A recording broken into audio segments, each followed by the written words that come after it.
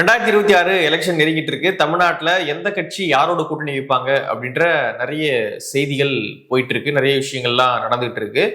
அது தொடர்பான நிறைய அப்டேட்ஸ் நீங்க தெரிஞ்சுக்கணும் அப்படின்னா வே2 நியூஸ் ஆப்பை டவுன்லோட் பண்ணிக்கோங்க. ஆப்புக்கான லிங்கை கீழே டிஸ்கிரிப்ஷன்ல கொடுத்துருக்கோம். தமிழ் தடம் நேயர்களுக்கு வணக்கம். நம்மோடு உரையாட ஊடகவியலாளர் திரு கேப்ரியல் இணைந்திருக்காங்க. வாங்க பேசலாம். அதற்கு முன்பாக நம்ம தொடர்ந்து வைக்கக்கூடிய ஒரு கோரிக்கை தான், சப்ஸ்கிரைப் பண்ணிட்டு வீடியோ பாருங்க அப்படின்னு சொல்லிட்டு இருக்கோம். நம்மளுடைய கோரிக்கை ஏற்று தொடர்ந்து சப்ஸ்கிரைப் பண்ணிட்டு இருக்கீங்க, பெரிய நன்றிகள். உங்களுடைய கருத்து எதுவாக இருந்தாலும் கீழே கமெண்ட்ல பதிவு பண்ணுங்க.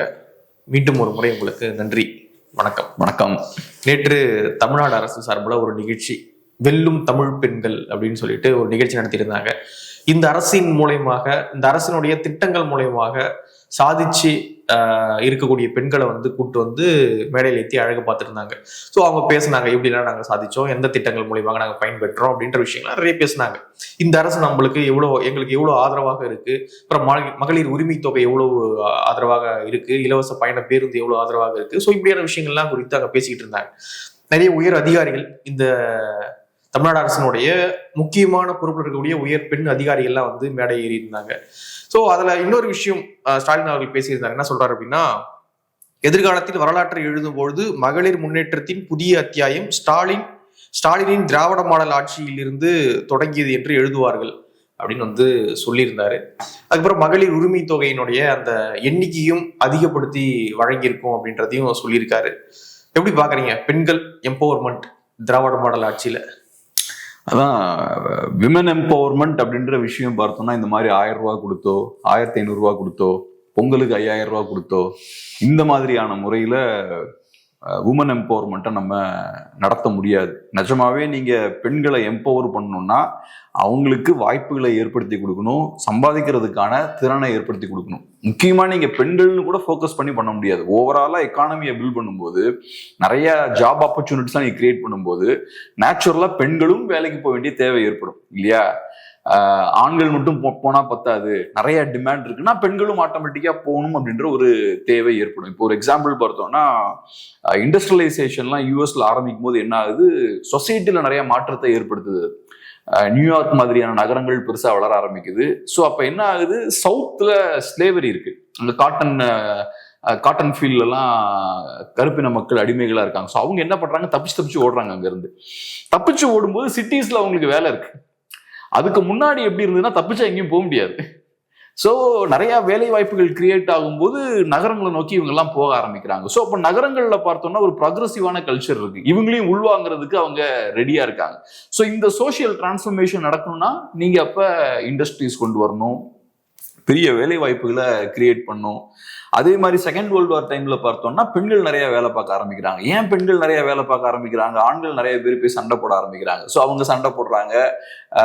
இந்த வார் சம்பந்தமான இண்டஸ்ட்ரீஸ்லாம் இருக்கும்ல, அதுல நிறைய ஆண்கள் இன்வால்வ் ஆகிறாங்க. ஸோ பெண்களுக்கு பார்த்தோம்னா ஃபேக்டரிஸ்ல ஒர்க் பண்ண வேண்டிய தேவையெல்லாம் ஏற்படுது. ஸோ அப்போ பெண்களை அவங்க அகாமடேட் பண்றாங்க. ஸோ இந்த growth இந்த மாதிரியான விஷயங்கள்லாம் பெருசா வரும்போது பெண்களை நேச்சுரலா அந்த சொசைட்டி பார்த்தோம்னா அப்சர்வ் பண்ண ஆரம்பிக்கும். அப்ப நீங்க பண்ண வேண்டிய விஷயம் என்னன்னா, ஒரு ஹெல்தியான ஒரு பொருளாதாரத்தை நீங்க கட்டி அமைக்கணும். அன்பார்ச்சுனேட்லி இங்க என்ன நடக்குதுன்னு பார்த்தோம்னா, நம்ம எதிர்காலத்தை நம்ம வீணடிச்சுட்டு இருக்கோம். இப்ப இந்த மாதிரி பணத்தெல்லாம் நம்ம வேஸ்ட் பண்ணிட்டு இருக்கோம்னா நம்மளோட ஃபியூச்சரை நம்ம வேஸ்ட் பண்றோம். இப்ப நான் ஒரு இண்டிவிஜுவல் இன்னைக்கு இருக்கேன் கேப்ரியல், பணத்தெல்லாம் சேவ் பண்ணாம செலவழிச்சுக்கிட்டே இருக்கேன்னு வச்சுப்போம். நாளைக்குன்னு எதுவுமே சேர்க்காம இன்னைக்கே நான் எல்லா பணத்தையும் செலவழிக்கிறேன். நாளைக்குன்னு எனக்கு இருக்கிறது ஒண்ணுதான், கடன் மட்டும்தான். நாளைக்கு நான் என் கடன் அடைக்கணும். அப்ப எனக்கு ஃபியூச்சர் எப்படி இருக்கும்? பெருசா இருக்காது. அதே தான் நம்ம சொசைட்டிக்கு இன்னைக்கு நம்ம கிட்ட இன்னைக்கு இருக்கிறது கடன் மட்டும்தான். இன்னைக்கு எலெக்ஷன்ல ஜெயிக்கிறதுக்காக சகட்டு மேனிக்கு பணத்தை நம்ம வேஸ்ட் பண்ணிட்டு இருக்கோம். ஸோ இது நம்மளோட எதிர்காலத்தை எந்த வகையிலையும் இது பெட்டராக்காது. பெண்களுக்கும் இது உதவாது. பெண்களுக்கு நீங்க நிஜமாவே உதவுன்னு நினைச்சீங்கன்னா இந்த மாதிரி 1000 ரூபாய்லாம் கொடுக்கறத விட்டுட்டு நல்ல இன்ஃப்ராஸ்ட்ரக்சரை பில்ட் பண்ணுங்க. பெரிய பெரிய ஐடி நிறுவனங்கள் கொண்டு வாங்க, சர்வீஸ் செக்டார், ஏஐ, அப்புறம் ஐடி, இந்த ஃபீல்ட் எல்லாம் நல்லா பவர்ஃபுல்லா இருங்க. டெக்னாலஜி சார்ந்த நிறைய விஷயங்கள் பண்ணுங்க. இதெல்லாம் பண்ணாலே நேச்சுரலா நிறைய வாய்ப்புகள் கிரியேட் ஆக ஆரம்பிக்கும். பட் நம்ம அதை பண்றதுக்கு ரெடியா இல்லை. ஏன்னா அதெல்லாம் பண்ணீங்கன்னா அப்புறம் நீங்க அரசியல்வாதியை மதிக்க மாட்டீங்க, எல்லாம் வளர்ந்துருவீங்க. இவங்களோட 1000 ரூபாய் நம்பி இருக்க மாட்டீங்க, இவங்களோட ஃப்ரீ பஸ்ஸை நம்பி இருக்க மாட்டீங்க. அதுக்கப்புறம் பொலிட்டீஷியன்ஸை ரெஸ்பெக்ட் பண்ண மாட்டோம் நம்ம. அதனால இவங்களை இந்த இடத்துல வச்சிருக்கிறது தான் கரெக்ட் அப்படின்றது தெரியும். இதையும் பொலிட்டீஷியன்ஸ் பண்ணுவாங்க. சோவியத் யூனியன்லாம் அதான் பண்ணாங்க. அவங்களுக்கு தெரியும் சொசைட்டிய ரொம்ப வளர விட்டோம்னா இவங்க நம்ம கண்ட்ரோல்ல மீறி போயிடுவாங்க. நம்ம கண்ட்ரோலு கீழே அவங்க இருக்கணும்னா அவங்கள பொருளாதார ரீதியா ஒரு லெவல்ல தான் வைக்கணும். அப்பதான் எல்லாத்துக்கும் என்ன சார்ந்தே இருப்பான், கவர்மெண்ட்டை சார்ந்தே இருப்பான். அந்த லெவல்லயே அவனை வச்சுக்கணும். இது எல்லா அரசுகளும் ஏதோ ஒரு லெவல்ல பண்ணுவாங்க. இதை பழைய காலங்கள்ல இருந்து இப்ப வரைக்கும் அந்த விஷயம் பண்ணுவாங்க. நான் எப்பவும் ஒரு புக் சொல்லுவேன்ல, இந்த ஒய் நேஷன்ஸ் ஃபெயில்னு, அதுல நல்லா போட்டிருப்பாங்க. சொசைட்டி வளருவதை சில நேரங்கள்ல இவங்க ஸ்டாப் பண்ணுவாங்க. ஏன்னா வளர்ந்தாச்சுன்னா நம்ம கண்ட்ரோல் விட்டு போயிடுவாங்கன்னு தெரியும். பெரிய மன்னர்களா இருக்கலாம், புது டெக்னாலஜிலாம் சில நேரங்கள்ல வரும்போது அதெல்லாம் பெருசா இம்ப்ளிமெண்ட் பண்ணாம அதெல்லாம் ஸ்டாப் பண்ணி வைக்கிறதுக்கான காரணங்கள்லாம் இதுதான். ரஷ்யாக்காரங்க நான் சொன்ன மாதிரி ரயில்வே நெட்வொர்க் அவங்க எக்ஸ்பேண்ட் பண்ணல. அதே மாதிரி பிரிட்டன்லயும் பாத்தீங்கன்னா நிறைய டெக்னாலஜி சப்ரஸ் பண்ணாங்க. ஏன்னா அதெல்லாம் வந்தாச்சுன்னா இவங்க டக்குன்னு செழிப்பா வளர்ந்து போயிடுவாங்க. அந்த சோசியல் ஆர்டர் அதை டிஸ்டர்ப் பண்ணும். ஸோ அந்த மாதிரியான விஷயங்கள் இருக்கு. ஸோ அதனால இன்னைக்கு நான் பாக்குறேன் ஐடி செக்டர் இன்னும் நல்லா வளர்ந்துருக்கலாம் தமிழ்நாட்டில். அதெல்லாம் நம்ம கோட்டை விட்டோம். அதெல்லாம் கோட்டை விட்டா என்ன ஆகும்? நிறைய ஏழ்மை இருக்கும், நம்ம சொசைட்டில நிறைய பிரச்சனைகள் இருக்கும். அதை நீங்க எப்படி சரி பண்றீங்க? ஃப்ரீயா பணத்தை டிஸ்ட்ரிபியூட் பண்றீங்க. ஸோ இது நம்ம எதிர்காலத்தை நம்ம வீணாக்கிட்டு இருக்கோம். இந்த பணத்தெல்லாம் நம்ம ஃபியூச்சர்ல இன்வெஸ்ட் பண்ணணும். இன்னைக்கு நம்ம இன்ஃப்ராஸ்ட்ரக்சர் போட்டோம்னா என்ன ஆகும்? இன்வெஸ்ட் பண்ணா என்ன ஆகும்? இன்ஃப்ரால இன்வெஸ்ட் பண்ணோம்னா ஃபியூச்சர் நமக்கு நல்லா இருக்கும். ஸோ நமக்கு இப்ப நாளைக்கு பெரிய பெரிய அட்வான்ஸ்டான நிறுவனங்கள் இங்க வரணும்னா அதுக்கு தேவை ஸ்கில்டான லேபர். அப்ப அந்த ஸ்கில்டான லேபரை ப்ரொடியூஸ் பண்றதுக்கு தேவையான இன்ஸ்டிடியூஷன்ஸை கிரியேட் பண்ணணும், குவாலிட்டியான எஜுகேஷன் கொடுக்கறதுக்கான இன்ஸ்டிடியூஷன்ஸை கிரியேட் பண்ணணும். அதெல்லாம் நம்ம பண்ணோம்னா நம்ம ஃபியூச்சர் நல்லா இருக்கும். ஆனா நம்ம இன்னைக்கு என்ன பண்ணிட்டு இருக்கோம்? எலெக்ஷன்ல ஜெயிக்கிறதுக்காக கையில் இருக்கக்கூடிய பணத்தை எல்லாத்தையும் ஃப்ரீயா, எந்த அக்கௌண்டபிலிட்டியும் இல்லாம ஃப்ரீயா டிஸ்ட்ரிபியூட் பண்றோம். இது ஒரு பிரோஜனமும் இது கொடுக்காது. அப்புறம் நான் இன்னொரு விஷயமும் பாக்குறேன். இப்ப இந்த ஃப்ரீ பீஸ்ன்றது கல்ச்சர் இருக்குல்ல, இலவசங்கள் கல்ச்சர், இந்த லாஸ்ட் ஒரு 20 இயர்ஸ் அதிகமாயிருக்கு. இந்த லாஸ்ட் 20 இயர்ஸா ரொம்ப அதிகமாயிருக்கு. குறிப்பா திமுக தான் அங்கேயும் ட்ரெண்ட் செட் பண்றது. இலவச டிவி எல்லாம் கொடுக்குறாங்க. அது ஒரு பெரிய ஒரு ஸ்டெப். அது இலவசங்களை நெக்ஸ்ட் ஸ்டேஜ் கொண்டு போறாங்க. எப்படி இப்போ ஒரு 1000 ரூபாய் கொடுக்குறாங்கல்ல மாசம் மாசம், இது இலவசங்களை நெக்ஸ்ட் ஸ்டேஜ் கொண்டு போறாங்க. பொருட்களா கொடுத்துட்டு இருந்தவங்க மாசம் மாசம் சம்பளம் மாதிரி ஃப்ரீயா பணம் கொடுக்குறாங்க. இது இலவசங்களை நெக்ஸ்ட் ஸ்டேஜுக்கு புஷ் பண்றாங்க. அதே மாதிரி 2006ல பொருட்களை இலவசமா கொடுக்குற அந்த கல்ச்சரை பெரிய ஒரு உயரத்துக்கு திமுக கொண்டு போறாங்க. அது ஒரு மோசமான ஒரு முன்னுதாரணம். அதுக்கப்புறம் அது ரூலா மாறிடுச்சு. இன்னைக்கு வரைக்கும் அதெல்லாம் ஃபாலோ பண்ணிட்டு இருக்காங்க. பொருட்களை ஃப்ரீயா கொடுக்கறதெல்லாம், ஆடு மாட்டெல்லாம் கொடுத்தாங்க, கிரைண்டரு, ஃப்ரிட்ஜ், கிரைண்டரு, இப்ப லேப்டாப் கொடுக்குறாங்க, எல்லாம் கொடுத்துட்டு இருக்காங்க. ரெண்டு ஆட்சியுமே அதை மாறி மாறி கொடுக்குறாங்க இருக்காங்க. அதான் ஒன்ஸ் நீங்க அந்த பாரை செட் பண்ணிட்டீங்கன்னா அது ஒரு ரூல் மாதிரி ஆயிரும். நீங்க அதை செஞ்சுதான் ஆகணும், அது ஒரு ரைட் மாதிரி ஆகி போயிடும். அதே மாதிரி இப்ப பணத்தை கொடுத்தாச்சு, இனி நீங்க ரிவர்ஸே போக முடியாது. இனி நீங்க 1000 ரூபாவோ 1500 ரூபா ஆக்கலாம், புதுசா வேற வேற வகைகள்ல நீங்க பணத்தை கொடுக்கலாம். ஆனா ஒன்ஸ் நீங்க கொடுத்துட்டீங்கன்னா கொடுத்துதான் ஆகணும். ஒரு 20 இயர்ஸ்க்கு முன்னாடி பொங்கலுக்கு இந்த மாதிரி பணம்லாம் கொடுக்கல நம்ம. ஆனா இப்ப பார்த்தோம்னா பொங்கலுக்கு 5000 ரூபாய் கொடுக்கலான்றத பத்தி பேசிட்டு இருக்காங்க. ஸோ எலெக்ஷன் வந்தா பொங்கலுக்கு நிறைய பணம் கொடுக்கணும் அப்படின்ற ஒரு சூழல் இப்ப ஏற்பட்டிருக்கு. ஸோ இந்த 20 இயர்ஸ்ல ஏன் இந்த பணம் நிறைய டிஸ்ட்ரிபியூட் பண்றது? ஃபர்ஸ்ட் பொருட்கள் டிஸ்ட்ரிபியூட் பண்றாங்க, அதுக்கப்புறம் பணம் டிஸ்ட்ரிபியூட் பண்ண ஆரம்பிக்கிறாங்க. ஏன் இந்த கல்ச்சர் இவ்வளவுக்கு வந்திருக்கு இந்த 20 இயர்ஸ் ஆஃப் லேட்? நல்லா பாருங்க. ஒரு காலத்துல ஒரு 50 இயர்ஸ் முன்னாடி பொலிட்டிக்கலா நம்ம அவேரா இருந்தோம், பொலிட்டிக்கலா ஆக்டிவா இருந்தோம், பொலிட்டிக்கலா ஒரு பெரிய மூவ்மெண்ட்டை முன்னெடுத்து மக்கள் போயிருந்தாங்க. அதுக்கப்புறம் அரசியல் ரீதியா மக்களுக்கு புரிதல் கம்மியாகிக்கிட்டே இருக்கு, அரசியல் அறிவு கம்மியாகிக்கிட்டே இருக்கு. அப்புறம் 1990ஸ்க்கு அப்புறம் பார்த்தோம்னா ரொம்ப மோசமாக ஆரம்பிக்குது இந்த சூழல். ஸோ இப்ப அந்த பொலிட்டிக்கல் அவேர்னஸ் கம்மியாகும் போது நிறைய மக்களுக்கு பொலிட்டிக்கல் ரெப்ரஸன்டேஷனும் போக ஆரம்பிக்குது, கரப்ஷன் கிரியேட் ஆக ஆரம்பிக்குது, அதிகாரம்ன்றது சில ஆட்கள் கையில குவிய ஆரம்பிக்குது, சில குரூப்ஸ் கையில குவிய ஆரம்பிக்குது. தமிழ்நாட்டுல நிறைய மக்களுக்கு இன்னைக்கு அதிகாரமே இல்லை, ரெப்ரசன்டேஷன் இல்லாம இருக்காங்க. ஒரு காலத்துல கஷ்டப்பட்டு அடிச்சு கிடிச்சு வாங்கினதை இன்னைக்கு எல்லாம் நம்ம விட்டாச்சு. சோ இப்ப நிறைய மக்களுக்கு ரெப்ரசன்டேஷன் இல்லாம அதை எப்படி சரி பண்ணுவீங்க? ரெப்ரசன்டேஷன் இல்லாதவனுக்கு இந்த மாதிரியான விஷயங்களை கொடுத்துட்டு அவனை காம் பண்றது. மாசம் மாசம் ஒரு 1000 ரூபாய், பெண்களுக்கு நீங்க 1000 ரூபாய் கொடுத்தாலும் ஆம்பளைங்க தான் போய் சேரும் கடைசியில. நம்ம ஊர்ல இருக்கிற ஃபேமிலி ஸ்ட்ரக்சர் அப்படிதான் இருக்கும். அவங்க வேலைக்கு போய் 1000 ரூபாய் சம்பாதிச்சாலே அதை பிடிங்கிடுவாங்க நிறைய நேரங்கள். எனக்கு நிறைய எக்ஸாம்பிள் இருக்கு. நிறைய பேர் நீங்க கேட்டீங்கன்னா அவங்க அதை சொல்லுவாங்க. ஸோ நீங்க 1000 ரூபாய் பெண்களுக்கு நீங்க கொடுத்தாலும் அது அந்த ஃபேமிலிக்கு தான் போய் சேரும். சில நேரம் பாசிட்டிவாவும் போய் சேரும், அந்த குழந்தைங்களுக்கும் போய் சேரும், அந்த ஹஸ்பண்டுக்கும் போய் சேரும், அவங்களுக்கும் போய் சேரும், எல்லாருக்குமே போய் சேரும். ஸோ இப்படி நீங்க நிறைய பணத்தை நீங்க பம்ப் பண்றதுக்கான காரணம் என்னன்னா, நிறைய மக்களுக்கு நீங்க பொலிட்டிக்கலா ரெப்ரசன்டேஷனை கொடுக்கல. பொலிட்டிக்கலா ஒருத்தனுக்கு ரெப்ரசன்டேஷன் இல்லைன்னா அவனுக்கு இந்த பொலிட்டிக்கல் செட்டப் வழியா சில விஷயங்கள் அவன் செய்யணும்ல, அதெல்லாம் அவனுக்கு செய்ய முடியாது. அவனுக்கு இந்த பொலிட்டிக்கல் சிஸ்டம் வழியா வரக்கூடிய லாபங்கள்லாம் வராது. ஸோ அப்படி அந்த லாபங்கள் அவனுக்கு வராம இருக்கும்போது அவனுக்கு பாதிப்புகள் ஏற்படும். அதை நீங்க காம்பன்சேட் பண்றதுக்கு என்ன பண்றீங்க? ஃப்ரீயா அப்படி பணத்தை டிஸ்ட்ரிபியூட் பண்றீங்க. நிஜமாவே அரசியல் அதிகாரம் இருக்க ஒருத்தனுக்கு ஃப்ரீ பீஸ் தேவையே. அரசியல் அதிகாரம் இல்லாதவனுக்கு தான் ஃப்ரீ பீஸ் தேவை. அரசியல் அதிகாரம் இருக்கவன் அவனுக்கு தேவையான விஷயத்த அவன் கிட்ட இருக்கக்கூடிய அரசியல் அதிகாரத்தின் வழியா அவன் பெற்றுக்கொள்வான். இப்போ ஒரு கம்யூனிட்டி பவர்ஃபுல்லா இருக்காங்கன்னா அங்க நிறைய லாபி குரூப்ஸ் இருப்பாங்க. கொஞ்சம் இண்டஸ்ட்ரியலிஸ்ட் குரூப்ஸ் ரெப்ரசென்ட் பண்றதுக்கு லாபி குரூப் இருப்பாங்க. அங்க இருக்கக்கூடிய மக்களை ஜென்ரலா ரெப்ரசென்ட் பண்றதுக்கு ஒரு லாபி குரூப் இருப்பாங்க. ஸோ அவங்களுக்கு என்ன வேணும்ன்றதெல்லாம் அவங்க லீடர்ஸ் கொண்டு போவாங்க. கொண்டு போய் மேல பவரோட நெகோசியேட் பண்ணுவாங்க. அப்புறம் அதிகார வர்க்கத்துல இருக்கவங்க இவங்களுக்கு தேவையான விஷயங்கள்லாம் செஞ்சு கொடுப்பாங்க. இப்படிதான் பொலிட்டிக்ஸ் ஃபங்க்ஷன் ஆகும். ஆனா இங்க நிறைய பேருக்கு என்ன ஆகுது? பொலிட்டிக்கல் ரெப்ரசன்டேஷனே இல்ல. இந்த சிஸ்டமுக்குள்ளேயே அவங்க இல்ல. அப்படி இல்லைங்கும் போது அவங்களுக்கு தேவையான விஷயங்கள் எல்லாம் அவங்களுக்கு பெற்றுக்கொள்ள முடியாது. ஸோ அவங்கள நீங்க எப்படி டீல் பண்ணலாம்? ரோம்ல வந்து பிரெட் ஃப்ரீயா டிஸ்ட்ரிபியூட் பண்ணுவாங்க, சர்ச் வழியா டிஸ்ட்ரிபியூட் பண்ணுவாங்க. எதுக்கு அது? ஏன்னா அப்படி டிஸ்ட்ரிபியூட் பண்ணோம்னா அங்க பெரிய ஒரு பொலிட்டிக்கல் அண்ட்ரஸ்ட் கிரியேட் ஆகும். ஸோ குறைந்தபட்சம் அவனுக்கு இந்த சாப்பாடு பிரெட் ரொட்டி துண்டை கொடுத்து அவனை காம் பண்ணிடலாம் அப்படின்றதுக்காக அதை பண்றது. அதே தானே இங்கேயும் நடந்துட்டு இருக்கு. ஸோ நிறைய பேருக்கு பொலிட்டிக்கல் ரெப்ரஸன்டேஷனே இல்லை. சிஸ்டம்ல அவன் வந்து கொஞ்சம் கொஞ்சமா ஓரங்கட்டப்படுறான். ஏன்னா இங்க ஃபேமிலி பொலிட்டிக்ஸ்ல இருந்தால் நேச்சுரலா அதான் நடக்கும். கொஞ்சம் பேர் கையில் அதிகாரம் மாட்டிக்கும். அப்புறம் புது மற்ற கம்யூனிட்டிஸுக்கு ரெப்ரஸன்டேஷன் கிடைக்காது. ஏன்னா ஃப்ரீஸ் ஆயிரும் எல்லாமே. ஒரே கம்யூனிட்டிக்கு இல்லாத அதிகாரங்கள்லாம் மாட்டிக்கும். அப்ப அதிகாரம் இல்லாதவனுக்கு என்ன கொடுக்கலாம்? அதிகாரம் இல்லாதவனுக்கு இந்த மாதிரியான freebies, TV, fridge, washing machine, கொஞ்சம் பணம் இந்த மாதிரி கொடுத்து அவனை காம் பண்றது. ஏன்னா அவன் கோவத்துல இருக்கான், அவனை இந்த மாதிரி காம் பண்றது. ஸோ நம்ம கிட்ட ஃப்ரீயா இந்த மாதிரி பணத்தெல்லாம் கொடுக்குறாங்கனாலே நம்ம ஒரு விதமான அடிமை நிலையில இருக்கும். அதை தான் அது காட்டுது. அன்பார்ச்சுனேட்லி அது தெரியாம இது ஏதோ பெரிய இதெல்லாம் வெற்றி மாதிரி நம்ம கொண்டாடிட்டு இருக்கோம். ஃப்ரீயா பணத்தை கொடுக்குறது என்னங்க வெற்றி இருக்கு? 1000 ரூபா ஃப்ரீயா கொடுக்குறது என்ன வெற்றி இருக்கு? அது யார் வேணாலும் பண்ணலாம். அதனால அந்த பெண்கள் எம்பவர் ஆகுறாங்க அப்படின்ற ஒரு விஷயத்த சொல்றாங்கல்ல அரசு. இதனால பெண்களுடைய முன்னேற்றம் இருக்குது. ஸோ யாரையும் கையேந்த வேண்டிய அவசியம் கிடையாது. அவங்க வாழ்க்கையை அவங்க பார்த்துக்கக்கூடிய ஒரு சூழலுக்கு அவங்க இருக்காங்க அப்படின்ற மாதிரி இருக்குல்ல. கவர்மெண்ட் கையேந்தில நிக்கிறாங்க. இப்ப கவர்மெண்ட் நாளைக்கு 1000 ரூபாய் கொடுக்கலன்னா என்ன ஆகும்? எம்பவர்மெண்ட்ன்றது என்னது? இப்ப கேப்ரியல் நான் இருக்கேன், பிரபுவை சார்ந்தே இருக்கேன்னு அது பேர் எம்பவர்மெண்டா? பிரபுவை சாராம நான் இருக்கணும், பிரபுவை மீறி நான் இருக்கணும் இல்லையா? எம்பவர்மெண்ட்ன்றது அதான். நாங்க எம்பவர்மெண்ட்னா என்னங்க? முதல்ல ஒருத்தன் கையில நீங்க அதிகாரத்தை கொடுக்கறது தான் எம்பவர்மெண்ட். அவன் இண்டிபெண்டா இருக்கணும்ல. கவர்மெண்ட்டை சார்ந்துல இங்க இருக்காங்க.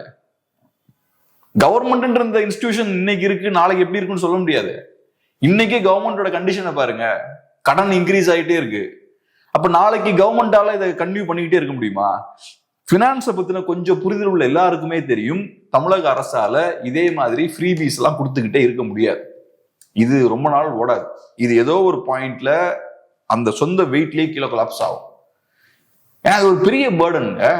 இப்ப எப்படி இதை மேனேஜ் பண்ண முடியுது? தமிழ்நாட்டுல பெரிய மிடில் கிளாஸ் இருக்கு. மிடில் கிளாஸ்ல இருந்து பணத்தை வசூல் பண்றீங்க. வசூல் பண்ணி கீழே இன்னொரு குரூப்பு கிட்ட அதிருப்தி இருக்கு, அவங்களுக்கு நிறைய வறுமை இருக்கு. அதை சரி பண்ணிட்டு இருக்கீங்க. அதானே பண்றீங்க. பணம் இருக்க வேண்டியிருந்து பணத்தை பறிக்கிறீங்க மிடில் கிளாஸ்ல இருந்து. அதுக்கப்புறம் கீழே இருக்க ஆட்களுக்கு, கீழே இருக்கக்கூடிய இந்த 30% நீங்க பணத்தை ஃப்ரீயா டிஸ்ட்ரிபியூட் பண்றீங்க. அப்படி பண்ணும்போது சொசைட்டில அந்த ஒரு என்ன சொல்றது, இந்த ரோம்ல அந்த பிரெட் கொடுத்து காம் பண்ண மாதிரி தான் இங்க குவைட்டா வச்சிருக்கீங்க. இது எவ்வளவு நாளா நீங்க ஓட்டுவீங்க? மிடில் கிளாஸ் எவ்வளவு நாள் தாங்குவான்? மிடில் கிளாஸ் கையில் இருக்கக்கூடிய மூலதனத்தை ஃபுல்லா நீங்க பறிச்சிடுறீங்க. அவன் சேவிங்ஸ் ஃபுல்லா நீங்க பறிச்சிடுறீங்க. இன்னைக்கு நம்ம எல்லாத்துக்கும் ஏகப்பட்ட பணம் பே பண்ணிட்டு இருக்கோம். டாக்ஸ், இபி, அது இது ஏகப்பட்ட பணம். ஒரு 10 இயர்ஸ்க்கு முன்னாடி விட நீங்க அதிகமா நம்ம பே பண்ணிட்டு இருக்கோம். அது காரணம் இவங்க ஏகப்பட்ட பணத்தை இப்படி செலவழிச்சிட்டு இருக்காங்க. ஸோ இப்படி நான் செலவழிக்கும் போது நேச்சுரலா என்னவோ என்னால பிசினஸ்ல இன்வெஸ்ட் பண்ண முடியாது. நான் இப்ப இருக்கக்கூடிய நிலையில இருந்து நான் மீண்டும் நெக்ஸ்ட் ஸ்டேஜுக்கு போக முடியாது. நான் நெக்ஸ்ட் ஸ்டேஜுக்கு போகணும்னா இப்ப நம்ம ஒரு நிறுவனம் நடத்திட்டு இருக்கோம். நான் நெக்ஸ்ட் ஸ்டேஜுக்கு போனா என்ன பண்ணணும்? எனக்கு என்ன தேவை? எனக்கு ஒரு மூலதனம் தேவை, கேபிட்டல் தேவை. குறைந்தபட்சம் ஒரு 20 லட்ச ரூபா எனக்கு தேவை. அந்த 20 லட்ச ரூபாவை நான் சேர்க்கறதுக்கு எனக்கு ஒரு 5 வருஷம் ஆகும்னு வச்சுப்போம், இல்லாட்டி ஒரு 4 வருஷம் ஆகும்னு வச்சுப்போம். அப்ப நீங்க என்ன சேர்க்க விடணும்ல. நீங்க பாட்டுக்கு டாக்ஸ் அப்புறம் இது அதுன்னு ஏகப்பட்ட எலக்ட்ரிசிட்டி சரியா கொடுக்க மாட்டீங்க. பாதி நாள் நிறைய நேரங்கள்ல பவர் கட் இருக்கும். அப்புறம் நான் வேற செலவுகள்லாம் எனக்கு இருக்கும். நான் இப்ப டிராவல் பண்ணி வரதுக்கு நான் 1 மணி நேரம் நான் டிராபிக்ல நிக்க வேண்டியது இருக்கு. ஸோ இது எல்லாமே என்ன ஸ்டாப் பண்ணதுல அந்த 20 லட்ச ரூபா நான் சேமிக்கிறதுல இது எல்லாத்தையும் நீங்க கரெக்டா பண்ணீங்கன்னா நான் டக்குன்னு ஒரு 2 வருஷத்துல 20 லட்ச ரூபா சம்பாதிச்சிருவேன். சம்பாதிச்சு நெக்ஸ்ட் ஸ்டேஜுக்கு நான் போயிடுவேன். ஸோ இப்போ நீங்க என்கிட்ட இருக்க பணத்தெல்லாம் இப்படி உரியும் போது என்ன ஆகுது? நான் நெக்ஸ்ட் ஸ்டேஜுக்கு போக முடியாது இல்ல. ஸோ இப்போ மிடில் கிளாஸ்க்கு ஒரு லிமிட் இருக்கு. இந்த பணத்தெல்லாம் நீங்க கரெக்டான நேரத்தில் இன்வெஸ்ட் பண்ணணும். இப்போ நம்ம ஒரு பிசினஸ் ரன் பண்றோம். அந்த பிசினஸ்ல ஒரு ப்ராஃபிட் வருது. அதை என்ன பண்ணணும், அந்த ப்ராஃபிட்டை அதுல இன்வெஸ்ட் பண்ணணும். திரும்ப அதுல இன்வெஸ்ட் பண்ணாம அந்த ப்ராஃபிட்டை மட்டும் உறிஞ்சிக்கிட்டே இருந்தா என்ன ஆகும்? ஒரு 4 வருஷம் ஓடும், அப்புறம் ஒரு 10 வருஷம் ஆகும்போது மற்ற கம்பெனிலாம் வளரும், நம்ம வளர மாட்டோம். ஏன்னா சொந்த பிசினஸ்ல இன்வெஸ்ட் பண்ணும்போது தான் டெக்னாலஜி அட்வான்ஸ்மெண்ட் எல்லாம் பண்ண முடியும் இல்லையா? ஸோ அப்போ ஒரு காலத்துக்கு அப்புறம் நம்ம போட்டி போட முடியாது. தமிழ்நாட்டுக்கு அதுதான், நீங்க இந்த மாதிரி இன்ஃப்ரால இன்வெஸ்ட் பண்ணாம, மற்ற முக்கியமான துறைகள் எல்லாம் இன்வெஸ்ட் பண்ணாம, இப்படியே நீங்க ஃப்ரீயா எல்லாத்தையும் கொடுத்துட்டு இருந்தீங்கன்னா மாநிலம் பின்தங்கி போயிடும் ஒரு காலத்துல.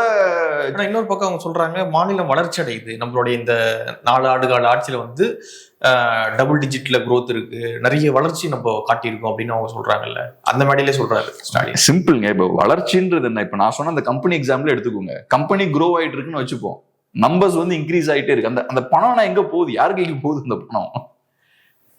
இவங்களே இந்த லெப்டிஸ்ட் எக்கானமிஸ்டுகள்லாம் மன்மோகன் சிங் அவர்கள் பிஎம்ஆ இருக்கும்போது ஒரு கான்செப்ட் சொல்லுவாங்க, ஜாப்லெஸ் growthம்பாங்க. ட்ரிக்கிள் டவுன் எஃபெக்ட் ஒர்க் ஆகலாம்பாங்க. ட்ரிக்கிள் டவுன் எஃபெக்ட்னா பணம் நிறைய சம்பாதிக்கும் போது கீழே அந்த பணத்தால் வரக்கூடிய பெனிஃபிட்ஸ் வந்து கீழே ட்ரிக்கிள் டவுன் ஆகும், எல்லாத்துக்கும் போய் சேருன்றது அது ஒரு கான்செப்ட். அது ட்ரிக்கிள் டவுன் எஃபெக்ட்லாம் இங்க ஒர்க்கே ஆகல. ஏன் இதெல்லாம் அப்ப சொன்னாங்கன்னா, மன்மோகன் சிங் பீரியட்ல growth இருந்தது பயங்கரமா, நல்ல நம்பர்ஸ் வந்து ப்ரொடியூஸ் பண்ணும். ஆனா விசிபிளா growth நம்மளால பார்க்க முடியல, கிரவுண்ட்ல விசிபிளா growth பார்க்க முடியல. So trickle down effect work ஆகல. ஜாப்லெஸ் growth அப்படின்ற ஒரு புது கான்செப்ட்லாம் காயின் பண்ணாங்க. இங்க இருக்கக்கூடிய யாரு இடதுசாரிகள் தான் அப்ப அதெல்லாம் காயின் பண்ணாங்க. இப்ப இங்க அவங்க கிட்டே நம்ம கேட்போம், தமிழ்நாட்டுல ரைட்டு 10% growth வந்திருக்கு இந்த வருஷம். ஆனா இந்த வருஷம் என்னோட லைஃப்லயும் உங்களோட லைஃப்லயும் இங்க இருக்கக்கூடிய காமன் பீப்புளோட லைஃப்லயும் 10% மாற்றம் ஏற்பட்டிருக்கா? 10% growth ஏற்பட்டிருக்கா? யாருக்கெல்லாம் அந்த 10% growth வந்திருக்கு? சாதாரண மனிதன் நீங்க எப்பயே கேட்டீங்கன்னா, நேத்தோட நான் அதிகமா கஷ்டப்பட்டு இருக்கேன், விலைவாசி இன்க்ரீஸ் ஆச்சுன்னா சொல்லுவான். அவனோட லைஃப் 10% இன்க்ரீஸ் ஆகல, அவனோட லைஃபோட அந்த கம்ஃபர்ட்டோ அவனோட இன்கமோ அவனோட பிரச்சனைகள் 10% குறையல. அப்ப இந்த நம்பர் காட்டக்கூடிய விஷயம் என்ன? இந்த growthால வரக்கூடிய பெனிஃபிட்ஸ்லாம் எனக்கு வந்து சேரல. அன்பார்ச்சுனேட்லி அங்கதான் இங்க பிரச்சனை இருக்கு. இங்க பொலிட்டிக்கல் சிஸ்டம் பெரிய ஒரு ஹோலா இருக்கு. இந்த நம்பர்ஸை காட்டினா அதனால எனக்கு என்ன யூஸ் இருக்கு? இந்தியா ஷைனிங்னு பிஜேபி முன்னாடி ஒரு கேம்பெயின் ரன் பண்ணாங்க, வாஜ்பாய் அவர்கள் டேர்ம் முடியும் போது. இந்தியா ஷைனிங் நீங்க கேம்பெயின் பண்றீங்க, ஷைன் ஆகுதா இல்லையான்றத முடிவு பண்றது நான் இல்ல, மக்கள் இல்ல. மக்களுக்கு தெரியும் இல்ல என் கண்டிஷன் எப்படி இருக்குன்னு. சோ நீங்க growth இருக்குன்னு சொல்றீங்க, ஆனா எனக்கு தெரியும் இல்ல என்ன growth இருக்குன்றது. இந்த வீடியோ பாக்குறவங்களே சொல்லட்டும், இல்லங்க இந்த லாஸ்ட் ஒரு 4 இயர்ஸ்ல எங்களுக்கு பயங்கரமான growth இருக்குதுங்க அப்படின்ட்டு அவங்களே சொல்லிட்டு, நான் பிசினஸ் பண்றேன், நான் ஒர்க் பண்றேன், என்னோட பையிங் ஸ்டாண்டர்ட்ஸ் பையிங் கெப்பாசிட்டி பல மடங்கு இன்க்ரீஸ் ஆயிருக்கு, இந்த லாஸ்ட் ஒரு 2 இயர்ஸ்ல 10-15% இன்க்ரீஸ் ஆயிருக்கு, அதெல்லாம் அவங்க சொல்லட்டும், கேட்போம் நம்ம. அன்பார்ச்சுனேட்லி அது நடக்கல. வெறும் நம்பரை வச்சு நம்ம பிரச்சாரங்கள் பண்ணிட்டு இருக்கோம். இந்த நம்பர் காட்டக்கூடிய விஷயம் என்னன்னா, ஓவராலா நிறைய வர்த்தகம் நடந்திருக்கு, நிறைய பணம் ஜென்ரேட் பண்ணிருக்கோம், அவ்வளவுதான். அந்த பணம் யார் கைக்கு போச்சுன்னு யாருக்கு தெரியும்? கஷ்டப்பட்டு உழைக்கிறோம், போறோம், சம்பாதிக்கிறோம், வேலை செய்யறோம், இதெல்லாம் பண்ணும்போது growth வரும். ஸோ அதனால இந்த மாதிரி பணத்தை வேஸ்ட் பண்றதை பார்க்கும்போது உள்ளபடி எனக்குலாம் ரொம்ப வருத்தம் தான். நம்மளோட எதிர்காலத்தை நம்ம வீணாக்கிட்டு இருக்கோம். பணத்தை இந்த மாதிரி வீணடிக்க கூடாது. சிட்டியை வந்து நெக்ஸ்ட் ஸ்டேஜுக்கு கொண்டு போகணும். புது புது சிட்டிஸ்லாம் நம்ம உருவாக்கணும். பெங்களூர் பாருங்க, இந்த லாஸ்ட் 20 இயர்ஸ்ல மிகப்பெரிய ஒரு growth.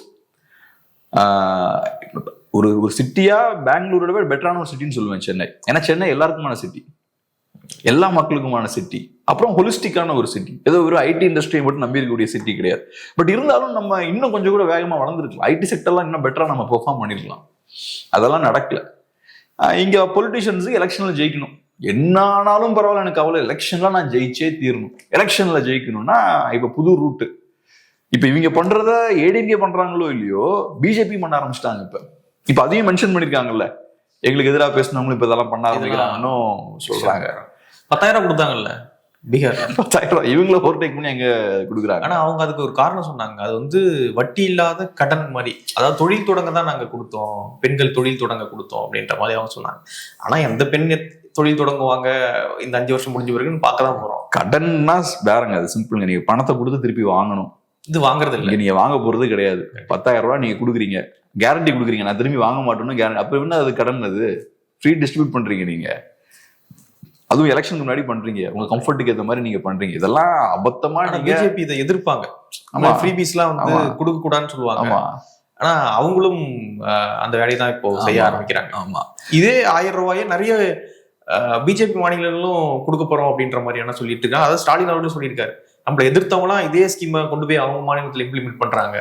இப்ப சிக்கல் என்னன்னா அங்கதான் பிரச்சனையே வருது. இது ஒரு மிகப்பெரிய ஒரு தவறு. இந்த மாதிரி பணத்தை டிஸ்ட்ரிபியூட் பண்றது மிகப்பெரிய ஒரு தவறு. ஆனா இந்த தவறை தட்டி கேட்கறது யாருமே இல்லை. ஏன்னா எல்லாருமே இந்த தவறை பண்ணிட்டு இருக்காங்க. காங்கிரஸும் பண்றாங்க, திமுகவும் பண்றாங்க, பிஜேபியும் பண்றாங்க, ஏடிஎம்கேவும் பண்றாங்க. அப்ப யாருதான் அதை தட்டி கேட்கறது? ஆளுங்கட்சி எதிர்கட்சி எல்லாருமே பண்றாங்க. கம்ப்ளீட்டா சிஸ்டமே கரப்ட் பண்றாங்க. ஆனா இந்த மாதிரியான ஆபத்தான இன்னோவேஷன்ஸ் எல்லாம் இருக்குல்ல, அதை கொண்டு வருது திமுக. அவங்க இந்த டிவி எல்லாம் பண்ணும்போது பார்த்தோம்னா, ஏன்னா டிவின்றது அந்த காலகட்டத்துல கொஞ்சம் பணம் விலை உயர்ந்த ஒரு பொருள். இன்னைக்கு ரொம்ப சீப் ஆயிருச்சு ஒரு டிவின்றது. அப்படிப்பட்ட ஒரு டிவியை ஃப்ரீயா கொடுக்க முடியுமான்னு எல்லாம் யோசிச்சாங்க. அப்ப டிவியை கொடுக்குறாங்க. இன்னைக்கு மாசம் மாசம் 1000 ரூபாய் கொடுக்கறதுன்றது சாதாரண விஷயம் இல்லை. அதை கொடுக்குறாங்க. சாதாரண விஷயம் இல்லைன்னா நம்ம அரசுக்கு பெரிய ஒரு பேர்டன். அது கடைசி அந்த பேர்டன் நம்ம தலையில தான் விழும். பட் நம்ம இது சாத்தியமானு யோசிக்கிற ஒரு விஷயம் அவங்க பண்றாங்க. ஸோ இவங்க பாத்தீங்கன்னா நெக்ஸ்ட் ஸ்டேஜுக்கு இதை புஷ் பண்ணி கொண்டு போறாங்க. டிவியை கொடுக்கும்போது ஒரு ஸ்டேஜுக்கு கொண்டு போறாங்க. அதுக்கப்புறம் அதிமுகவும் அதை ஃபாலோ பண்ண ஆரம்பிக்கிறாங்க. மற்ற மாநிலங்களையும் இதை இப்ப ஃபாலோ பண்றாங்க. இப்போ 1000 ரூபாய் இதுவும் பார்த்தோம்னா இப்ப எல்லா இடங்களையும் இதை ஃபாலோ பண்றாங்க. ஸோ இந்த 1000 ரூபாய் எடுத்து ஏடிஎம்கேயும் ஃபாலோ பண்ணுவாங்க பவருக்கு வந்தா. கண்டிப்பா அவங்க சொல்லியிருக்காங்களே அவங்க பொதுக்குழுலே, நீங்க 5000 கொடுங்க பொங்கலுக்கு அப்படின்றாங்க. அவங்க பாருங்க பணம் எப்படி வேஸ்ட் ஆகுது பாருங்க. இப்போ மீடியா கண்ட்ரோல் பண்றாங்க. இனி அடுத்து அதையும் ஏடிஎம்காரங்க வந்தாங்கன்னா அவங்களும் அதே இதை ஃபாலோ பண்ணுவாங்க. ஸோ இது ஒரு தவறான முன்னுதாரணத்தை எல்லாமே செட் பண்ணிட்டு இருக்காங்க. பட் அன்பார்ச்சுனேட்லி பொருளாதார ரீதியாக தமிழ்நாட்டுக்கு இது பெரிய பின்னடைவை ஏற்படுத்தும். நீங்க வரக்கூடிய லாபங்களை கரெக்டா இன்வெஸ்ட் பண்ணாம இந்த மாதிரி ஃப்ரீயா டிஸ்ட்ரிபியூட் பண்ணிட்டு இருந்தீங்கன்னா ஃபியூச்சர்ல ஃபியூச்சருக்கு நீங்க இன்வெஸ்ட் பண்ணல. நீங்க ஃபியூச்சருக்கு இன்வெஸ்ட் பண்ணலன்னா உங்க ஃபியூச்சர் கஷ்டப்படும். ஃபியூச்சருக்கு நீங்க இன்வெஸ்ட் பண்ணணும். ஃபியூச்சருக்கு நம்ம இன்வெஸ்ட் பண்ணாம இருக்கிறதால தான் நம்மளோட ரோடு இன்ஃப்ராஸ்ட்ரக்சர்லாம் ரொம்ப மோசமா இருக்கு. ஏன்னா நீங்க ஃபியூச்சருக்கு இன்வெஸ்ட் பண்ணல நீங்க. ஸோ அப்ப என்ன ஆகுது? இருக்கிறத வச்சு மேனேஜ் பண்ணிக்கிட்டு இருக்கோம். பேட்ச் ஒர்க்னு ஓடிட்டு இருக்கோம். இது எவ்வளவு நாள் தான் ஓடும் இப்படியே? கண்டிப்பா ஓடாது. இன்னொரு பக்கம் பாத்தீங்கன்னா, நேற்று இந்த நிகழ்ச்சி நடந்துகிட்டு இருக்கு, வெல்லும் தமிழ் பெண்கள் அப்படின்னு நிகழ்ச்சி நடந்துகிட்டு இருக்கு. இன்னொரு பக்கம் பேரலா பாத்தீங்கன்னா தூய்மை பணியாளர்கள், பெண் பணியாளர்கள் போராடிக்கிட்டு இருக்காங்க. அவங்கள தரன்னு இழுத்து கைது பண்ணி அலுவலப்பட வைக்கிறாங்க இதே திமுக காவல்துறை. எப்படி பாக்குறீங்க? ஒரு பக்கம் பெண் எம்பவர்மெண்ட் ஆயிட்டாங்க, எங்களுடைய ஆட்சியில பாருங்க, சாதனையில பாருங்க அப்படின்னு சொல்லிட்டு நிகழ்ச்சி நடத்துறாங்க. இன்னொரு பக்கம் இதே பெண்கள் சென்னை சிட்டிக்குள்ள பிரச்சனை பண்ணிக்கிட்டு இருக்காங்க. எங்களுக்கு வேலையை கொடுங்க, நிரந்தர பணியை கொடுங்க, சம்பளத்தை கொடுங்க அப்படின்னு சொல்லிட்டு அதே தூய்மை பணியாளர் பெண்கள் பிரச்சனை பண்ணிட்டு இருக்காங்க. எப்படி பாக்குறீங்க சார்? அதான் அதை நீங்க செஞ்சீங்கன்னா அதுதான் எம்பவர்மெண்ட். இப்ப அதை நீங்க செஞ்சீங்கன்னா அதுதான் எம்பவர்மெண்ட். அவங்களோட சம்பளத்தை கம்மி பண்ணாம அவங்க கேட்கக்கூடிய அந்த ஊதியத்தை நீங்க கொடுக்குறீங்கன்னா அது எம்பவர்மெண்ட். அதை நீங்க செஞ்சுட்டீங்கன்னா அதிமுக கவர்மெண்ட் வந்தாலும் அதை கம்மி பண்ண முடியாது. ஏன்னா அவங்களுக்கு அந்த கான்பிடன்ஸ் இருக்கும். ஏற்கனவே கம்மி பண்ண முயற்சி பண்ணாங்க, சண்டை போட்டு நம்ம வாங்கிட்டோம், நம்மனால நின்று மோத முடியுது.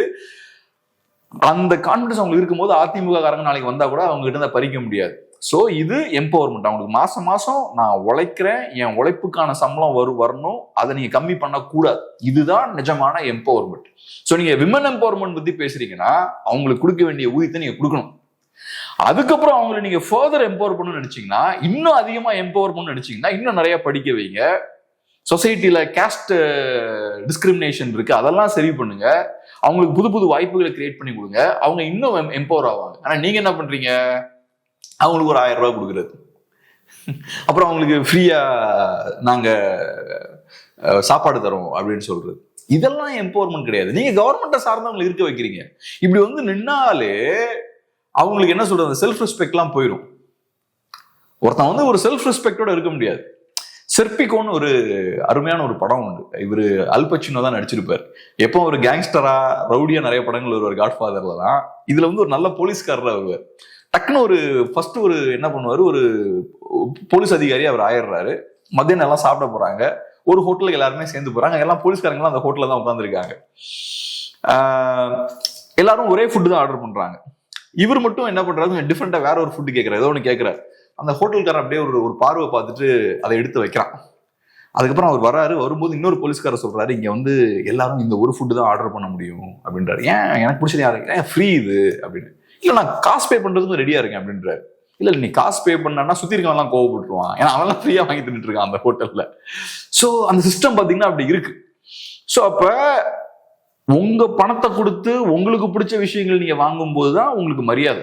அவங்க கொடுக்கறத நீங்க சாப்பிடும்போது உங்களுக்கு மரியாதை கிடையாது, குவாலிட்டி இருக்காது. அதான் அந்த அந்த அந்த அந்த சொன்ன அந்த கடைக்கார விட்டு நக்கல ஒரு பார்வை பார்ப்பாங்க டிஃப்ரெண்டான ஒரு ஐட்டம் கேட்கும்போது. நான் பே பண்ண ரெடியா தான் இருக்கேன் பாரு. இல்ல நீ பே பண்ணனா மற்றவங்க எல்லாம் அன்கம்ஃபர்டபுளா ஃபீல் பண்ணுவாங்க, நீ மட்டும் நல்லா நியாயமா இருக்க மாதிரி இருக்கும், மற்றவங்க எல்லாம் மோசமா இருக்க மாதிரி இருக்கும். ஒண்ணு அந்த சிஸ்டம் எவ்வளவு கரெக்டா இருக்குன்றதை காட்டுது. ரெண்டாவது அந்த இடத்துல அவரோட செல்ஃப் ரெஸ்பெக்டும் போகுது. இல்ல அவன் கொடுக்கறத நீ சாப்பிடணும், அந்த இடம் நமக்கு வேண்டாம். நமக்கு எம்பவர்மெண்ட்ன்றது நான் டாக்ஸ் பே பண்றேன், கஷ்டப்பட்டு உழைக்கிறேன், அதுக்கான ஊதியத்தை எனக்கு கொடு. அதை தாண்டி எனக்கு ஊதியம் கொடுக்காம நான் ஃப்ரீயா சாப்பாடு கொடுக்குறேன், இல்லைன்னா நான் ஃப்ரீயா 1000 ரூபாய் கொடுக்குறேன், எனக்கு அதெல்லாம் வேண்டாம். எனக்கு என்னோட செல்ஃப் ரெஸ்பெக்ட் தான் எனக்கு வேணும். அதை யாரு என்ஷூர் பண்றாங்களோ, யார் அதை கொடுக்குறாங்களோ அவங்க தான் பெண்களை எம்பவர் பண்றாங்க. பெண்கள் மட்டும் கிடையாது, ஆண்களையும் சேர்த்து தான். பெண்களை மட்டும் தனியா எம்பவர் பண்ண முடியாது. நம்ம எல்லாமே தமிழர்கள் தான், சொசைட்டில வாழ்றோம். ஆண்கள் பெண்கள் எல்லாத்தையும் சேர்த்து எம்பவர் பண்ண முடியும். ஒரு சொசைட்டி பெருசா வளரும் போதுதான் ஆண்களுக்கு வாய்ப்பு கிடைக்கும், பெண்களுக்கும் நேச்சுரலா வாய்ப்புகள் கிரியேட் பண்ண முடியும்.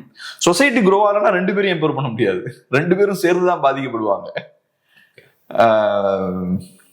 அதனால இது பார்த்தோம்னா ஒரு மோசமான ஒரு அப்ரோச்சை காட்டுது. ரெண்டாவது உள்ளதுலேயே மோசமா ஒடுக்கப்பட்ட இந்த மக்களை எப்படி நடத்துறாங்கன்றதையும் காட்டுது. இப்ப இந்த ஈவெண்ட்டை பத்தி நம்ம பேசும்போது ஒரு வாசகம் பார்த்தேன். ஒரு சமத்துவமான சொசைட்டியை கட்டமைக்கிறதா எங்களோட நோக்கம் அப்படின்ற மாதிரி முதல்வர் பேசியிருக்காருன்னு நினைக்கிறேன். ஸோ சமத்துவமான ஒரு சொசைட்டி நம்ம கட்டமைக்கணும்னா இந்த மாதிரி மக்களை நம்ம முதல்ல மீட்டெடுக்கணும். அரசு அவங்கள முதல்ல ப்ராப்பரா ட்ரீட் பண்ணணும். இவங்க எப்படி நடத்துறோம், சமத்துவத்தோட முதல்ல அரசு எல்லாத்தையுமே ட்ரீட் பண்ணணும்ல. அதான் முதல்ல கூட்டு பேசலாம் அவங்கள. என்னங்க பிரச்சனை அப்படின்னு சொல்லிட்டு முதல்ல ஒரு கூட்டு பேசுறதுல என்ன பிரச்சனை ஆயிட போகுது? நீங்க நிறைவேற்றிய கோரிக்கை நிறைவேற்றல, அதெல்லாம் செகண்டரி. கூட்டு என்னங்க பிரச்சனை உங்களுக்கு அப்படின்னு கேட்கறதுல இந்த திராவிட மாடல் அரசுக்கு என்ன பிரச்சனை? அவங்க எப்படி பண்ண மாட்டாங்க. அவங்க எப்படி அதை பாக்குறாங்கன்னா அது ஒரு வீக்னஸா பாக்குறாங்க. எலெக்ஷன் வரப்போகுது, அரசு ஊழியர்கள் நிறைய பேருக்கு பிரச்சனை இருக்கு. அரசு ஊழியர்கள் எல்லாருமே கோவத்துலதான் இருக்காங்க, இந்த பேட்ச் ஒர்க் பண்ணி ஓட்டிட்டு இருக்காங்க. ஆமா, நீங்க ஒரு இடத்துல உங்க பலவீனத்தை காட்டினீங்கன்னா ரைட், இவங்க போராடுறாங்க, இவங்க போராட்டத்தின் விளைவா வேற வழி இல்லாம நம்ம இறங்கி போயாச்சுன்னா அது ஒரு பலவீனமா தான் மற்றவங்களால பார்க்கப்படும். அடுத்து அவங்க என்ன பண்ணுவாங்க, ரைட் நம்மளும் இவங்க ஒரு சின்ன குரூப் தான் தூய்மை பணியாளர்கள்ன்றது, நம்ம பெரிய பெரிய எம்ப்ளாயிஸ் யூனியன்லாம் வச்சிருக்கோம், நம்மளும் இறங்கி நெருக்குவோம், இறங்கி வர வைப்போம் அரசை அப்படின்னு அவங்க எம்பவர் ஆவாங்க. ஸோ அந்த வெற்றியே கொடுத்துடக்கூடாது. ஸோ அதனால இவங்களோட டிமாண்ட்ஸை பூர்த்தி பண்றது பெரிய கஷ்டம் இருக்காதுன்னு எனக்கு தோணுது. ஆக்சுவலா அரசு நினைச்சாங்கன்னா இது ஒன்றும் பெரிய கொஞ்சம் எம்ப்ளாயிஸ் தான் இன்வால்வ் ஆயிருக்காங்க. இது ஒன்றும் பெரிய லட்சக்கணக்கான தொழிலாளர்கள் இன்வால்வ் ஆகக்கூடிய விஷயம் கிடையாது. ஸோ நினைச்சா இதை இறங்கி செய்யலாம். ஆனா நீங்க செஞ்சாச்சுன்னா எலெக்ஷனுக்கு முன்னாடி இது ஒரு பெரிய பிரச்சனையா மாறுறதுக்கான வாய்ப்பு இருக்கு. அரசு ஊழியர்கள் எல்லாருமே கோவத்துல தான் இருக்காங்க, அவங்க வெளியே உரிமைகளுக்காக போராடுவதற்கு வாய்ப்பு இருக்கு. ஸோ அதனால அரசை பொறுத்தளவுல ஸ்ட்ரிக்டான ஒரு சிக்னலை வெளிப்படுத்துறாங்க. நாங்க ஒரு ஸ்டெப்பு கூட இறங்கி வர மாட்டோம், ஃப்ரீயா இதெல்லாம் பண்ணி தரதுக்கு வாய்ப்பு இருக்கு, ஆனா சம்பளம்னு வரும்போது நான் ஒரு ஸ்டெப்பு கூட நான் இறங்கி வர்றதுக்கு ரெடியா இல்லை. ஏன்னா நான் இறங்கி வந்தாச்சுன்னா நீங்க கேட்படுத்துது. இது ரொம்ப தவறான ஆட்டிடியூட். தொழிலாளர்கள் வழியே கிடையாது, இந்த டைம் தான் கேட்க முடியும். அரசியல்வாதிகள் எலெக்ஷன் டைம்ல மட்டும்தான் செஞ்சு கொடுப்பாங்க, இல்லைன்னா கண்டுக்க மாட்டாங்க. நீங்க எலெக்ஷன் முடிஞ்சதுக்கு அப்புறம் என்ன போராட்டம்னாலும் கண்டுக்க மாட்டாங்க. ஸோ அதனால தொழிலாளர்களை பொறுத்தளவுல இந்த டைம்ல தான் அரசு மேல அழுத்தம் போட்டு சில விஷயங்களை சாதிக்க முடியும். அதுக்கான முயற்சிகளை அவங்க எடுக்கிறாங்க. பட் அவங்க கிளியரா இருக்காங்க, நாங்க ஒரு ஸ்டெப்பு கூட நாங்க அசைய மாட்டோம். இந்த விஷயங்கள் நடக்கும்போது கூட்டணி கட்சிகளும் குவைட்டா இருக்காங்க. இப்ப பாருங்க, தூய்மை பணியாளர்கள் இவ்வளவு தூரத்துக்கு மோசமா ஒடுக்கப்படுறாங்க, பெரிய முற்போக்கு பேசுறவன் எவனும் அதை பத்தி பேச மாட்டேங்கிறோம். ஒடுக்கப்பட்ட மக்களுக்காக குரல் கொடுக்கக்கூடியவங்களாம் ரொம்ப குவைட்டா இருக்காங்க, அந்த கட்சிகள் ரொம்ப குவைட்டா இருக்காங்க, தொழிலாளர்களுக்காக பேசக்கூடிய கட்சிகள் குவைட்டா இருக்காங்க. இவங்க தொழிலாளர்கள் கூட தானே, இவங்க தொழிலாளர்கள் தான், பிரைமரிலி அவங்க தொழிலாளர்கள் தான். அவங்களோட பிரச்சனையும் தொழிலாளர்கள் சார்ந்த பிரச்சனை தான். எங்க போனாங்க அவங்க இங்க நிக்கணும்ல. கேட்டா சொல்லுவாங்க, என் கட்சிக்காரங்க கொஞ்சம் பேர் அங்க போய் நின்னாங்க பாருங்க, நாங்க தான் எடுத்து. அதெல்லாம் கிடையாது. நீ பொலிட்டிக்கலா ப்ரெஷர் போடலாம், பொலிட்டிக்கலா நீங்க அலைன்ஸ் வச்சிருக்கீங்க, பொலிட்டிக்கல் ப்ரெஷர் போடலாம். நீங்க பொலிட்டிக்கலா அலைன்ஸ் வச்சிருக்கிறது காரணமே அதுதான். மக்களுக்கு தேவையான விஷயங்கள் செஞ்சு கொடுக்கறதுக்காக, அரசு மேல அழுத்தம் போடுறதுக்காக தான் நீங்க பொலிட்டிக்கல் அலைன்ஸ் வச்சிருக்கீங்க. சும்மா நீங்க சீட் ஜெயிக்கிறதுக்காக அங்க இல்ல. சோ உங்ககிட்ட நீங்க பொலிட்டிக்கல் அலைன்ஸ் வச்சிருக்கீங்கன்னா திமுகவோட, அது ஒரு லெவரேஜ். அத மக்களுக்காக தான் நீங்க அந்த லெவரேஜை யூஸ் பண்ணணும். நீங்க சீட்டு வாங்குறதுக்கு அந்த லெவரேஜை யூஸ் பண்ணக்கூடாது, அதிகாரத்துக்காக யூஸ் பண்ணக்கூடாது. பட் அன்பார்ச்சுனேட்லி அதான் நடந்துட்டு இருக்கு. இந்த மக்கள் பிரச்சனையை ஃபேஸ் பண்ணிட்டு இருக்காங்க. அவங்க கிட்ட இருக்கக்கூடிய அந்த பொலிட்டிக்கல் பவர் எல்லாம் யூஸ் பண்ணாம ஏதோ சும்மா கண் துடைப்புக்கு கொஞ்சம் ஒவ்வொரு அமைப்புல இருந்து ஒரு 4-5 பேர் அங்க போய் நிக்கிறது, நாங்களும் கூட இருக்கோம்னு சொல்லிக்கிறது, இது கரெக்ட் கிடையாது. அடுத்த கேள்விக்குள்ள போறதுக்கு முன்னாடி, தமிழ்நாட்டுல எலெக்ஷன் நெருங்கிடுச்சு, எந்த கட்சி யாரோட கூட்டணி வைப்பாங்க அப்படின்ற நிறைய செய்திகள், நிறைய யூகங்கள்லாம் போயிட்டு இருக்கு. இந்த விஷயம் தொடர்பான நிறைய அப்டேட்ஸ் நீங்க தெரிஞ்சுக்கணும் அப்படின்னா வே டு நியூஸ் ஆப்பை டவுன்லோட் பண்ணிக்கோங்க. ஆப்புக்கான லிங்கை கீழே டிஸ்கிரிப்ஷன்ல கொடுத்துருக்கோம்.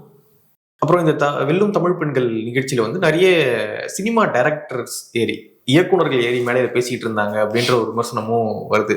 முன்னாடி இது போலதான் ஒரு நிகழ்ச்சி நடக்கும்பொழுது ஃபுல்லா சினிமாக்காரங்களா பேசிட்டு இருந்தாங்கன்ற விமர்சனம் வந்துச்சு. அது என்ன நிகழ்வு? எஜுகேஷன் பத்தின எஜுகேஷன் பத்தியான ஒரு நிகழ்வு, கல்வியில் சிறந்த தமிழ், கல்வியில் சிறந்த தமிழ்நாடு, கரெக்ட், அந்த நிகழ்ச்சி. அதே போல ஒரு நிகழ்ச்சி தான் இது, வெல்லும் தமிழ் பெண்கள். ஸோ இதுலயுமே வந்து நிறைய நடிகர்கள் வந்து ஏறி மேடையில பேசிக்கிட்டு இருக்காங்க. சத்யராஜ்லாம் வந்து அவர் மாட்டம் பேசுறாரு, அடுத்த படத்துக்கு வாய்ப்பு கேட்கறாரான்னு தெரியல, அவர் மாட்டம் போனது பேசிக்கிட்டு இருக்காரு. ஸோ எப்படி பாக்குறீங்க இந்த அப்ரோச்சை? ஆக்சுவலா நீங்க அந்த நிகழ்வை பத்தி ஃபர்ஸ்ட் கேள்வி கேட்கும்போது இதுதான் மைண்ட்ல வந்தது. கடைசியில் அதை விட்டுட்டு நான் மற்ற விஷயங்கள்லாம் பேசிட்டேன். இந்த மாதிரியான நிகழ்வுகளுக்கான தேவை என்ன? நடிகர்கள், டைரக்டர்ஸ், சினிமாக்காரங்க இவங்கெல்லாம் ஏன் உள்ள வராங்க இதுக்குள்ள? பெண்கள் எம்பவர்மெண்ட்டுக்கும் அவங்களுக்கும் என்ன சம்பந்தம்? இன்ஃபேக்ட் பெண்கள் எம்பவர்மெண்ட்டுக்கு எதிராக செயல்படுறதே ஃபிலிம் இண்டஸ்ட்ரி தான் மோஸ்ட்லி. அதே மாதிரி நம்ம அன்னைக்கும் பேசணும்ல, எஜுகேஷன் பத்தி பேசும்போதும் சினிமாக்காரங்களுக்கு தான் எஜுகேஷனோட தேவை உள்ளே ரொம்ப கம்மி. இப்போ ஒருத்தன் வந்து படிச்சு சயின்டிஸ்ட் ஆயிட்டான்னா அவனுக்கு எஜுகேஷன் ரொம்ப தேவை. ஆனா இப்போ நான் ஒரு டைரக்டர் ஆகணும்னா எனக்கு ஒன்றும் பெரிய எஜுகேஷன் தேவையில்லை, பெரிய குவாலிஃபிகேஷன் ஒன்றும் எனக்கு தேவையில்லை. 12th படிச்சாலும் போதும், எனக்கு எழுத படிக்க தெரியணும், அவ்வளவுதான். நான் ஒரு டைரக்டர் ஆகலாம், ஒரு ஆக்டர் ஆகலாம். நம்ம ஆட்கள் நிறைய பேருக்கு தமிழே தெரியாத, அவங்களுக்கு அர்த்தமே தெரியாம தான் நிறைய பேர் டங்கிலீஷ்ல எழுதி கொடுத்தீங்கன்னா படிச்சுட்டு போய் ஸ்கிரிப்ட் சொல்ல போறாங்க. அப்ப நீங்க எஜுகேஷனை பத்தின ஒரு ஈவெண்ட் ஆர்கனைஸ் பண்றீங்கன்னா உங்களோட எஜுகேஷனை யூஸ் பண்ணி பெரிய அச்சீவ்மெண்ட்ஸை நிகழ்த்தி காட்டிய ஒருத்தனை கூப்பிட்டு நீங்க பேச வைக்கணும். எஜுகேஷனோட தேவை பெருசா இல்லாத ஒருத்தனை கூப்பிட்டு பேச வைக்கிறதுல என்ன யூஸ் இருக்கு? ஸோ உங்களோட பர்பஸ் என்னன்னா கிளாமர் கிரியேட் பண்ணணும், உங்களோட அந்த நிகழ்வுக்கு ஒரு அட்டென்ஷனை கிரியேட் பண்ணணும். ஒரு நடிகர் பேசுறாரு அப்படின்னா அது பார்வை இழுக்கும். ஆமா, ஸோ ஒரு அட்டென்ஷன், ஒரு கிளாமரஸான ஒரு ஈவெண்ட்டா அதை மாற்றணும்.